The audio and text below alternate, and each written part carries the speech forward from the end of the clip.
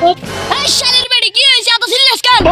আমি সংসার সব কাজ করে বলি মা তুই অন্য বাড়িগুলো ফিরিত করবি। তুই ওই শাড়ি নিয়ে থাক, তোর সংসার আর করবো না আমি গেলাম আমার বাপের বাড়ি।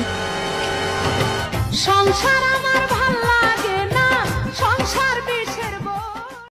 বাপের বাড়ি আইলো সখী হাসিতে হাসিতে আমারে দেখিয়া সখী। আসসালামু আলাইকুম শ্বশুর আব্বা। ওয়ালাইকুম আসসালাম ওয়া রাহমাতুল্লাহি ওয়া বারাকাতুহু। তুমি আমার বাড়িতে কেন আসছো? আমার মেয়েকে তোমার কাছে ফিরিয়ে দিব না, তুমি চলে যাও। শ্বশুর আব্বা আমার ভুল হয়ে গেছে, আমাকে ক্ষমা করে দেন। না না তুমি চলে যাও। কি শুরু করলি তোরা? প্রত্যেক দুদিন পর পর তোকে বিচার করা লাগে। আমরা সংসার করি না, আমাকে কি বলছি নাই? তোরা দুদিন পর পর একটা বেদা লাগাস।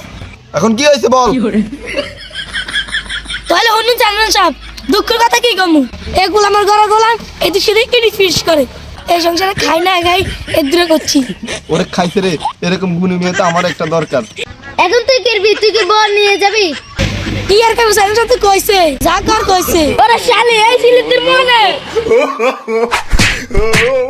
কিন্তু তোরা কি করলি? নিয়ে গেলাম তোর বউকে।